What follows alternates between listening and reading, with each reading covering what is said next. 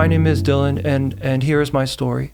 So I had been in a situation in my life where marijuana had just become a thing where it was socially acceptable. People were doing it, friends were doing it, and it had been in what they call dispensaries.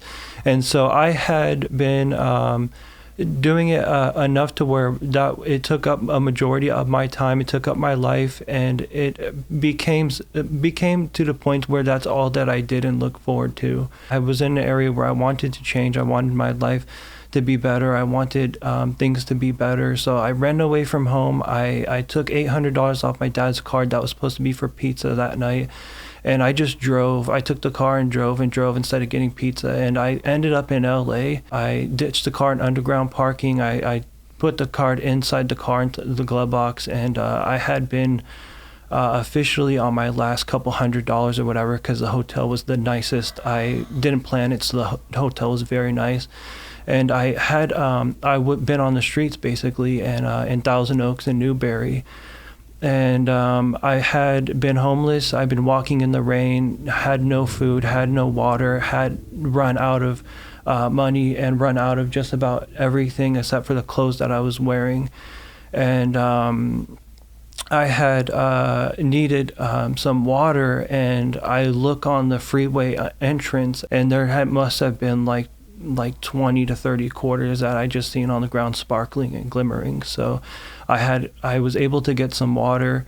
I've had people walk by and hand me dollar bills, $2, and just money in general. And I had come across these people who wanted to help me, and they said that I could come live with them. And so I went to their house, and I could not believe what it felt like to be in four walls and a roof, and to be off of the street, and from where I had nothing to being inside a house. And I could not believe the feeling of what it felt like to be to feel like I had somewhere to go and a place to live.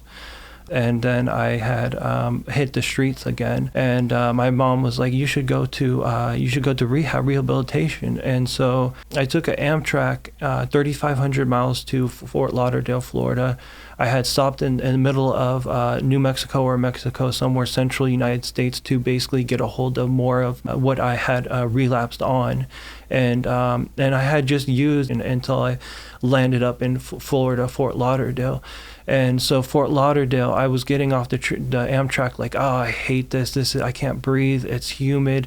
I don't want to go to rehab. I don't like this at all, the feeling. And it came out to be one of my all-time favorite places to go and experiences. And I'm glad I went to rehab. And I kept going in and out of rehab, so it was bouncing to rehab because I had no home. I had lived in Brentwood, Bethel Island, so I was very far away from home. I had hit the streets because I had unfortunately had relapsed again. It had compromised and gone against what I was doing in my rehabilitation and my what I wanted to truly do, be clean. And then I just called my dad, and I was like, what if I help around and, take care of you and take care of me and change? I had actually relapsed again living with him, where I had acquired a substance, and I basically had used all of it for 3 or 4 days, where I thought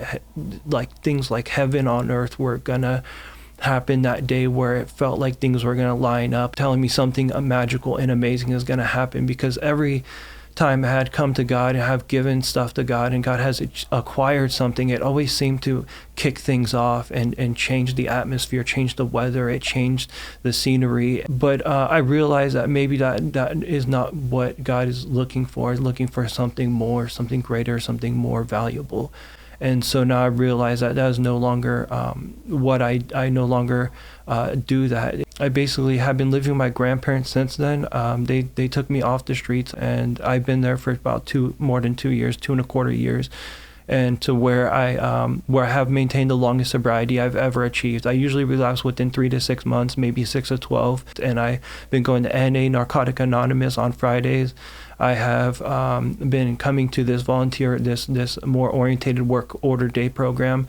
I have gone to more orientated around group program. My grandparents had recommended it, heard about it, and I got into it, and it's been a critical role in me as helping me do what I got to do, and staying clean and keeping my sobriety as a main priority. This is where I believe that things are going to take off and are looking in a positive direction, where I believe everything is truly going to change. And so I would like to leave it off at that point.